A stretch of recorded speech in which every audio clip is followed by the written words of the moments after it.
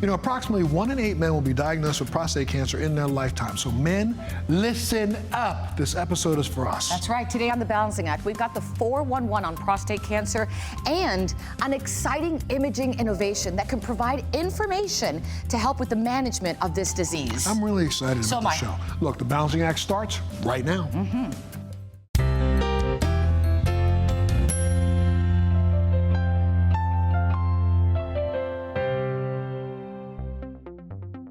The prostate plays a key role in the male reproductive system and is located just below the bladder. Prostate-specific antigen is a protein produced by normal as well as malignant cells of the prostate gland. A PSA test can measure the levels of the antigen in the blood and can help doctors determine any need for further investigation. Dr. Michael Lutz is one of the country's foremost prostate cancer experts and patient advocates. It's really important as a urologist to try and determine, is an individual ideal for screening for prostate cancer and when they need to get the screenings to be done. And so we have to look at them and try and decide, are they a man over 50? Are they at increased risk? Do they have a family history of prostate cancer? Because if you have a family history, it could increase your risk by 2 or even 3-fold. Are you a man of African descent? Because we know that Black males in America and across the globe have an increased risk of not only getting diagnosed with prostate cancer, but have an increased risk of dying from the disease itself. Other individuals, such as firefighters and veterans, are also known to be at increased risk for prostate cancer. And some of them don't even know it, and the community at large doesn't know it. Prostate cancer is a silent disease. Oftentimes, it's only diagnosed because of an elevated PSA, and there's no associated urinary symptoms. So it's important that you know if you're at risk or not, and that's why we have to educate men. My name is Tony Minter. I'm a retired military veteran. I served in the United States Army as a flight paramedic. I live in Columbia, South Carolina with my wife and my 4 beautiful daughters. During my time in the military, I had some urinary tract issues consistently. So when I retired, I made an important decision to get an annual physical done. And included in the annual physical was prostate exams. I watched my numbers. They remained pretty stable for a few years, and then I started to notice the numbers started to rise. I'm Commander Mike Crosby, call sign Bing. I retired United States Navy. I retired in 2009. It's an honor to have served and to have been given the opportunity to serve. And I count the guys that I've served with and that have served under me as part of my family. So in 2011, with the Phoenix VA, I started to check my PSA annually, and we had to ask for that check, for that blood test.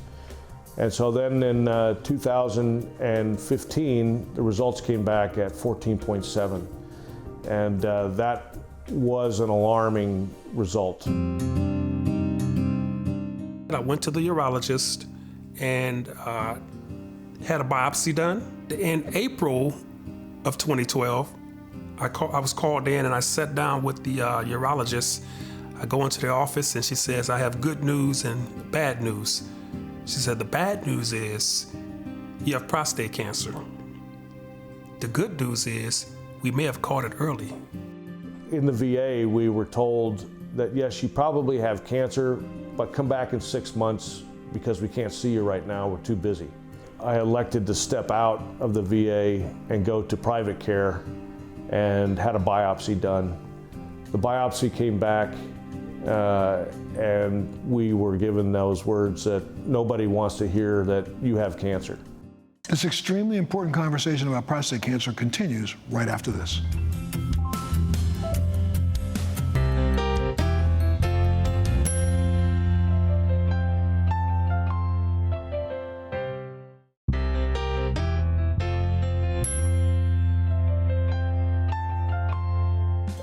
Ask many men what they dread more than going to the doctor, and many will say nothing. But prostate cancer advocates will tell you that mindset doesn't cut it anymore. Our story continues. One of the issues about screening for prostate cancer has been the concern that it might be very invasive, and the side effects of screening were worse than the benefits of detecting the disease. But we have shown that through the advances and the development of these liquid biopsy tools and these more non-invasive screening studies, we've now had the ability to have safer types of screening opportunities that will actually help protect the patient while at the same time detect the disease that we need to detect. We know that if you pick up prostate cancer early, that the overall survival rate for 5 years is nearly 100%. But conversely, if you pick up that man's prostate cancer at a later stage or metastatic when it has spread outside of the prostate, the survival rate may be as low as 30%. I was diagnosed at stage 2. They were able to tell me that it was still inside of the capsule. So that gave me more options. I came home and I sat down and talked to my wife. I told her I had prostate cancer. He was a little down at first when he found out about it. For a man to have prostate cancer, his first thought is, I'm no longer going to be able to fully be a man. And as a spouse or a partner, you know, at that time it's our job to be encouraging. I learned a lot early on that I needed her. I needed her to look at everything from a different perspective. I needed her to go with me to my appointments, to ask questions. I needed her to hear what the doctor was saying because sometimes I didn't hear it. But we learned early on to take a team approach. She would be 2 or 3 steps ahead of the doctors because she was looking out for my best interest. I chose targeted radiation and it went well. My PSA dropped as it was expected to. I had no long-lasting side effects and I was back at work. Everything was fine. In 2018, one of those exams reported a PSA rise and it came back at around 2.0. I had to go back through the MRI exams and the PET CT scans and the bone scans. They looked and they found just a recurrence in one of my lymph nodes. And it was again determined that we would go through the same kind of radiation treatment that I had had prior. And in 2020, I had another rise in my PSA. And this time the rise was rather rapid. My care team had determined that it was a rather aggressive form of the disease, and they wanted to aggressively go after this. Both my wife and I were affected very significantly. This is not a man's disease, it's a relationship disease.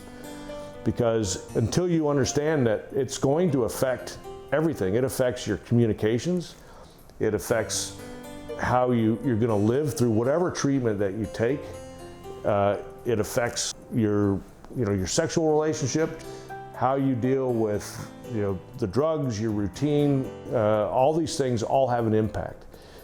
And men really need to understand that while they're impacted and they have the cancer, so does your family.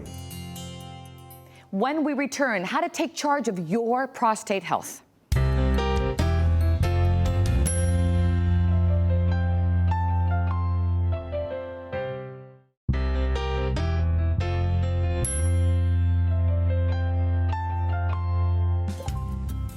Well, there's no doubt that individuals whose lives have been touched by prostate cancer can make a powerful impact through advocacy. That's right. Both Tony and Mike are committed to help increase awareness of prostate cancer.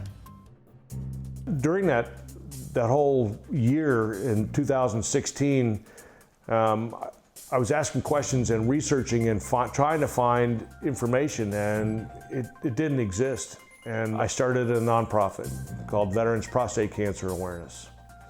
The nonprofit really has 3 missions to provide educational resources and awareness to the veteran population primarily, but that extends out to active duty military and also all men in the population. The other is to promote new technologies for the treatment and cure of prostate cancer. And then thirdly is to educate men that they need to screen and screen earlier in your life. And the screening now consists of a prostate-specific antigen test, a digital rectal exam, and a discussion with your doctor. When I finished my treatment, I remember standing there, ringing the bell, and I said, I aspire to inspire before I expire. And I think that was my marching orders for my advocacy work. There was a lot of things that happened in that entire process of being diagnosed and choosing the treatment, and there was a space in there that I felt that I could do some work to advocate for prostate cancer patients who were diagnosed. And so the first thing that I did was I sought out support groups. Found this wonderful organization called Zero Prostate Cancer. I went to a support group just to see how it was, and I was hooked at the opportunities that were available to not only learn everything that I could about prostate cancer, but to also feel what it was like to have a group of men who had gone through what you had gone through and supported one another. I learned how important it was to be a mentor to those who were in the same decision-making phase that I was in, who may not have the support that I had. I wanted to be that support, because this is a brotherhood.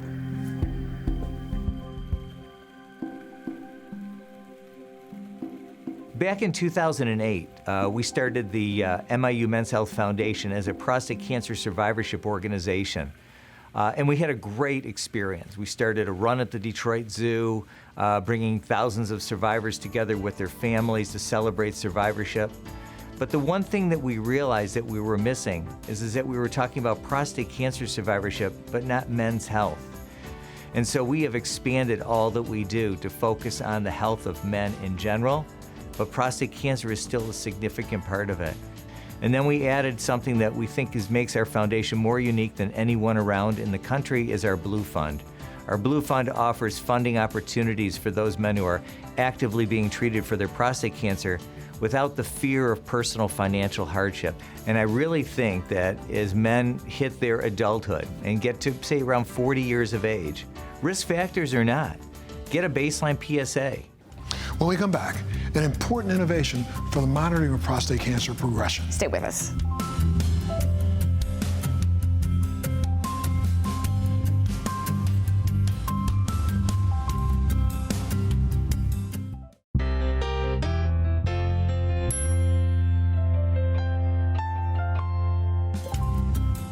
As we've been discussing today, the use of testing for PSA levels has been a reliable screening tool in detecting the presence of prostate cancer. Patients with a diagnosis, detecting and monitoring the disease location and progression is paramount. Absolutely. So as promised, what's being hailed as a very important innovation in prostate cancer imaging. Here's Dr. Lutz with more. You know, before PSA was discovered, about 80,000 prostate cancers were diagnosed on an annualized basis in the United States, and over half of them were metastatic at the time of diagnosis. Since the advent of PSA screenings, the majority of prostate cancers are now being discovered as clinically localized disease.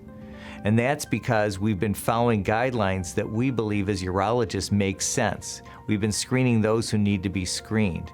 As we now know, elevated PSA levels can sometimes indicate the presence of cancer. However, until recently, we had testing to assess whether a patient had prostate cancer, but we were limited by our testing to understand where in the body the cancer was. Now we have PSMA PET scan technology.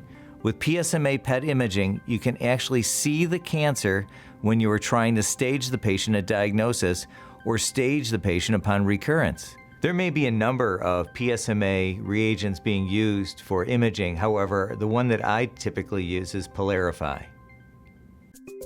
PYLARIFY piflufolastat F18 injection is indicated for positron emission tomography, PET, of prostate-specific membrane antigen, PSMA, positive lesions in men with prostate cancer. With suspected metastasis who are candidates for initial definitive therapy, with suspected recurrence based on elevated serum prostate-specific antigen PSA levels, In my opinion, PYLARIFY is a very important advancement in prostate cancer imaging and diagnosis. PYLARIFY binds to the prostate-specific membrane antigen, or PSMA, a protein found on the surface of approximately 95% of prostate cancer cells. By targeting PSMA, PYLARIFY can give your doctor and other prostate cancer specialists, including oncologists and urologists, a clear image and additional information on the location and extent of the cancer. The PYLARIFY PSMA technology scanning offers us the opportunity